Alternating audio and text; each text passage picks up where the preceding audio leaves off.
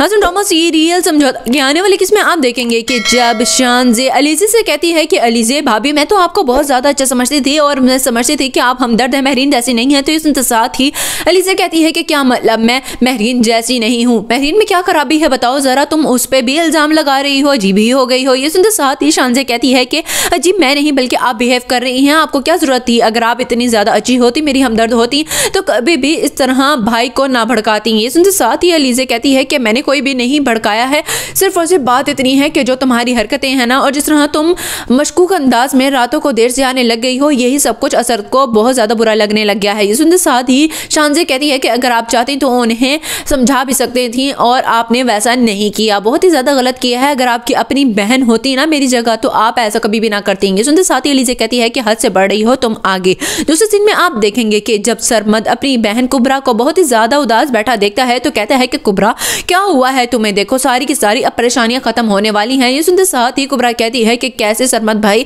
मुझे नहीं लगता कि हमारी जिंदगी कभी बदलेगी। तो उस पर सरमद कहता है कि जब तक तुम्हारा भाई जिंदा है ना, यकीन जानो कि तुम्हारी जिंदगी में सारी की सारी खुशियां आएंगी। ये सुनते साथ ही कुबरा कहती है कि या तो आप खुद ख्वाब देख रहे हैं या फिर मुझे ख्वाब दिखाना चाहते हैं, आप उठ जाएं और ये सब कुछ ख्वाबों की दुनिया से निकलकर बाहर देखें तो पता चलेगी। सुनते साथ ही सरमद कहते हैं कि तुम बहुत ज्यादा अहमक हो, देखना मेरी जो लॉटरी निकली है ना उसे सबसे पहले मैं तुम्हारी किस्मत बदलूंगा अपने साथ साथ, और इन लोगों को मुंह भी नहीं लगाएंगे। लास्ट सीन में आप देखेंगे कि जब महरीन वकार साहब से कहती है कि बाबा आप बहुत ज़्यादा शर्मिंदगी महसूस कर रहे थे ना कि मेरा जो भी नुकसान हुआ है आपकी वजह से हुआ है, तो ठीक है एक वक्त आ चुका है अब कि आपको साबित करना होगा कि वाकई में आप बहुत ज़्यादा पशेमान हैं। तो इसके साथ ही वकार साहब कहते हैं कि महरीन बेटा कैसे कैसे तुम मुझे समझती हो कि मैं इस वक्त में तुम्हारे लिए कुछ ना कुछ कर सकता हूँ। तो इसके साथ ही महरीन कहती है कि कैसे, मैं इसीलिए आपके पास आई हूँ कि आपको बताऊं कि आपको शानज़े की शादी कर देनी चाहिए क्योंकि वो घर का माहौल ख़राब कर रही है और मेरा डिप्रेशन बढ़ता जा रहा है।